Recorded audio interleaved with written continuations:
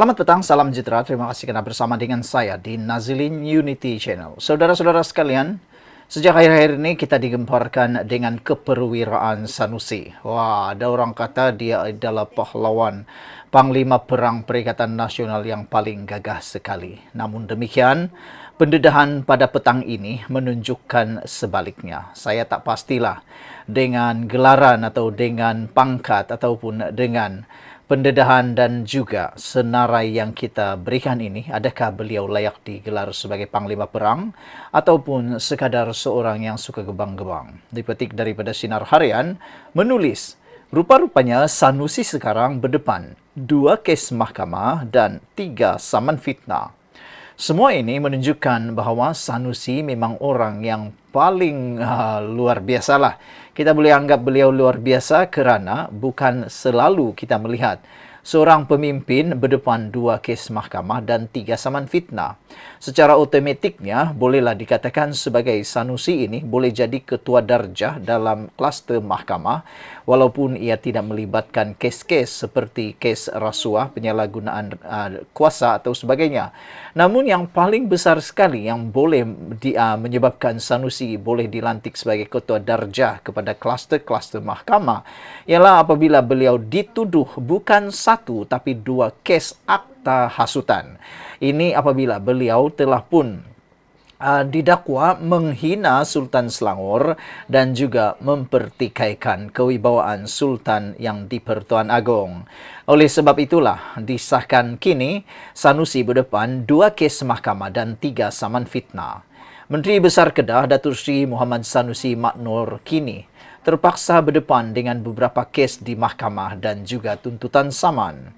Pada 17 Julai lalu, beliau didakwa di Mahkamah Session atas 2 tuduhan mengeluarkan kata-kata menghasut berhubung isu pelantikan Menteri Besar Selangor dan berhubung penubuhan Kerajaan Perpaduan dalam satu ceramah politik. Sanusi yang juga pengarah pilihan raya Perikatan Nasional PN didapati melakukan perbuatan yang mempunyai kecenderungan menghasut dengan menyebut perkataan yang mempunyai kecenderungan untuk membangkitkan perasaan tidak setia terhadap mana-mana raja. Terbaru, Sanusi sekali lagi akan berdepan dengan tindakan undang-undang daripada Menteri Besar Selangor Datuk Seri Amiruddin Syari. Amiruddin yang juga pengerusi Pakatan Harapan PH Selangor yang pada Jumaat berkata, tindakan samannya itu berkaitan ucapan fitnah Muhammad Sanusi pada Majlis Jelajah Mega PN Perikatan Nasional Base Sayangi Kedah Sejahtera di Dataran Darul Aman Jitra di Kedah. Sanusi mendakwa Amiruddin turut terlibat dalam skandal dengan pengasas kumpulan berjaya Tan Sri Vincent Tan dalam projek pembersihan Sungai Klang. Ekoran itu Berjaya Land turut membuat laporan polis dan mengambil tindakan undang-undang terhadap kenyataan Sanusi yang didakwa dibuat secara melulu dan berniat jahat berkait syarikat itu. Ketua Pegawai Eksekutif Kumpulan Berjaya Land, Said Ali Sahrul Hamid berkata, pihak syarikat secara kategorikal dan tegas menafikan semua tuduhan tidak berasas ketika Sanusi berucap dalam ceramah pada 2 Ogos di Kedah. Sebelum itu, pada 13 Disember tahun lalu, Perdana Menteri Datuk Seri Anwar Ibrahim turut memfailkan saman fitnah terhadap Sanusi berhubung ucapan berbaur fitnah yang mengaitkan ahli Parlimen Tambun itu dengan perlakuan tidak bermoral dalam satu kempen ceramah jelajah PN Base Tambun. Bagaimanapun, Mahkamah Tinggi Alosota pada 28 Jun lalu mengarahkan Anwar dan Sanusi mengemukakan hujahan bertulis sebelum atau pada 26 Julai lepas berkait saman berkenan. Hujahan bertulis tersebut berhubung bantahan Anwar terhadap permohonan Sanusi supaya Mahkamah Tinggi menentukan persoalan berkaitan pengampunan yang diberikan kepada Anwar 5 tahun lalu. Pada 9 Oktober 2019 pula, Sanusi disaman bekas ahli Parlimen Pekosena Datuk Mahfuz Omar ekoran hantaran yang dibuat oleh pengerusi PN Kedah itu yang mengaitkan naib Presiden Parti Amanah Negara Amanah selaku wakil rakyat bagi kawasan Pokok Sena dalam isu pemindahan spot Tote ke kawasan itu. Mahfuz juga mendakwa Sanusi menerbitkan satu video berdurasi 7 menit 57 saat di akaun Facebooknya pada 27 Julai 2019 yang memaparkan sekumpulan individu membantah pembukaan spot Tothe di pokok Sena sambil memegang spanduk yang tertera nama planatif. Pada 3 April lalu, Mahkamah Rayuan memerintahkan Sanusi membayar jumlah ganti rugi sebanyak RM120,000 kepada Mahfuz berhubung saman fitnah tersebut. Saudara-saudara sekalian, apakah Sanusi akan serik dengan perkara ini?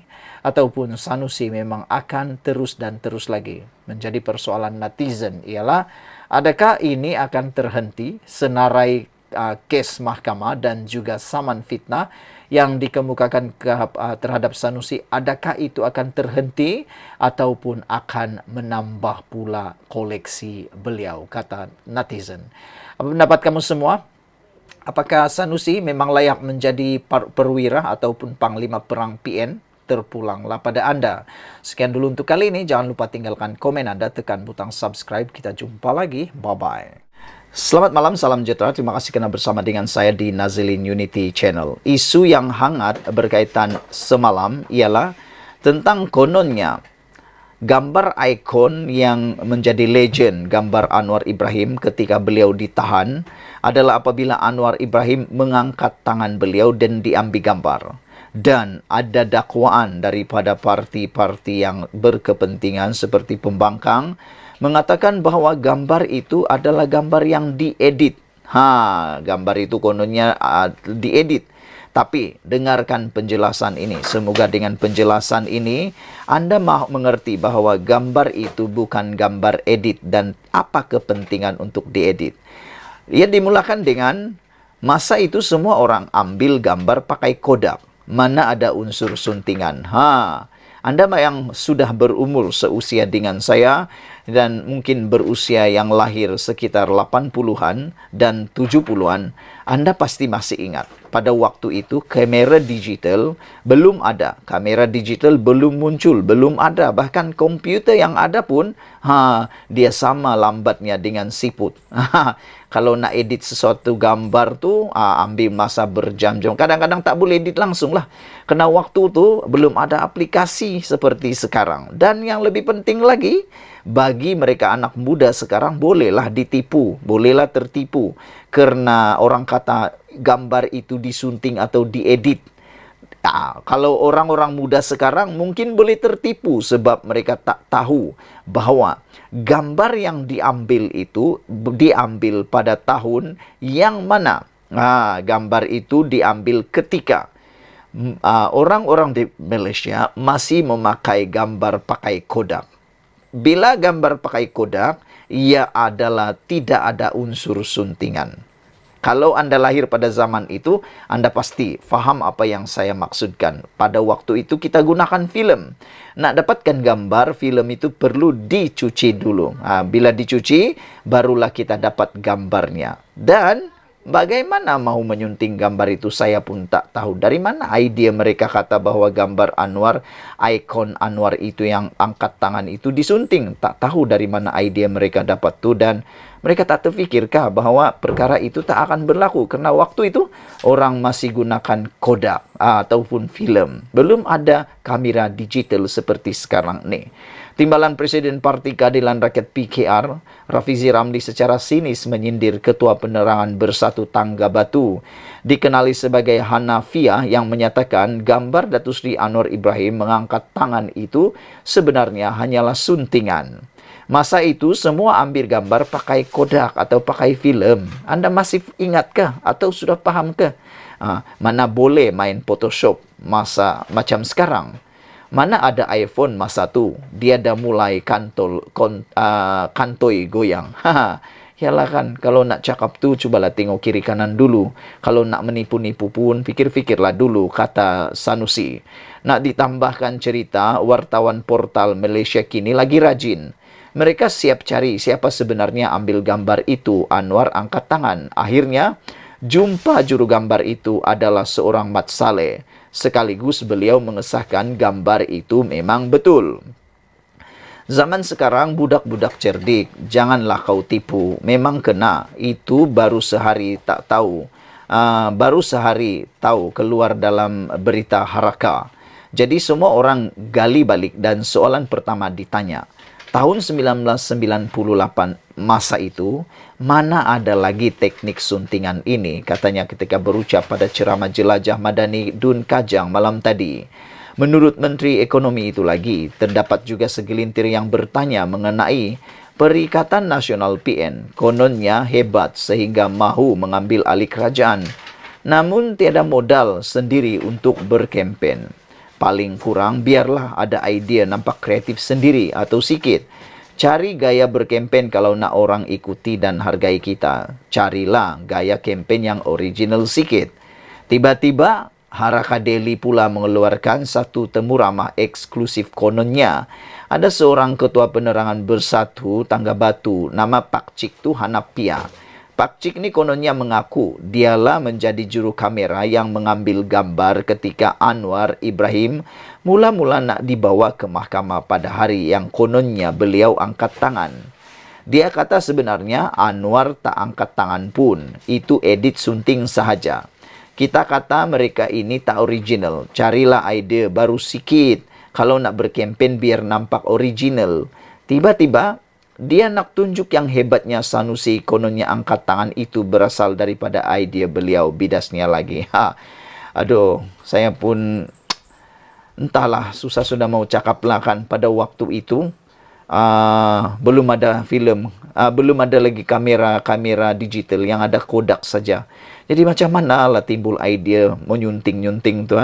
Tak terfikirkah mereka akan terkantoi nanti akhirnya.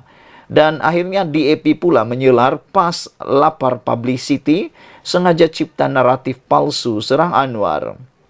DAP akhirnya menyelar PAS sebagai parti lapar publicity selepas mendakwa gambar Datuk Seri Anwar Ibrahim yang mengangkat tangan kepada penyokong pada tahun 1998 adalah hasil suntingan.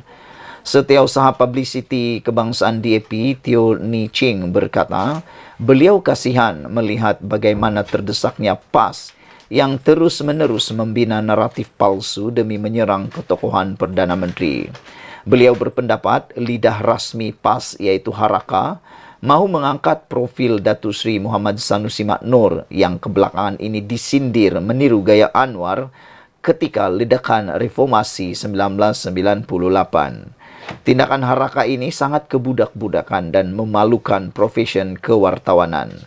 Ledakan reformasi 1998 serta kes lebam mata Datuk Seri Anwar Ibrahim mendapat liputan antarabangsa dan dirakamkan oleh saksi-saksi mata puluhan malah ratusan ribu penyokong.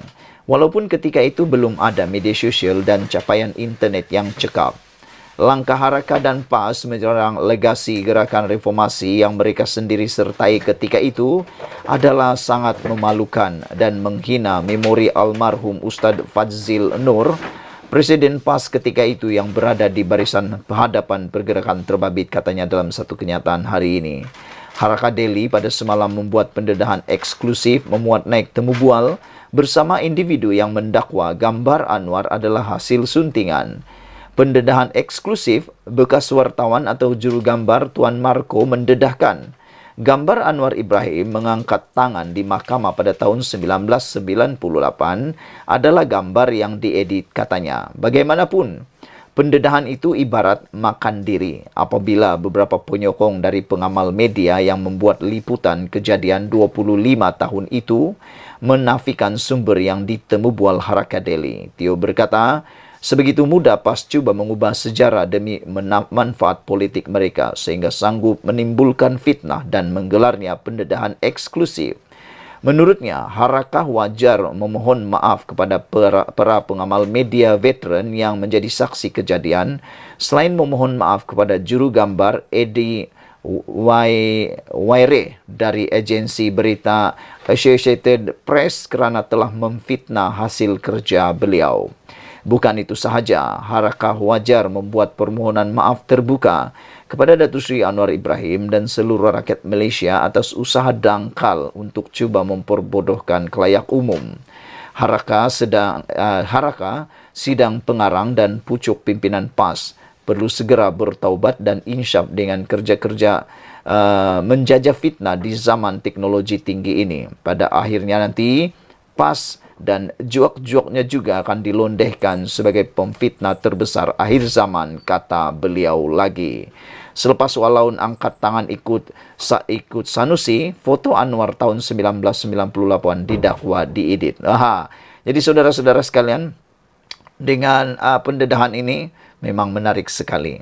Apa yang paling saya tertarik ialah tentang makan diri. Apa yang dikatakan di sini, akhirnya apa yang mereka lakukan telah memakan diri sendiri. Sekian dulu untuk kali ini. Jangan lupa tinggalkan komen Anda. Sila tekan butang subscribe. Kita jumpa lagi. Bye-bye.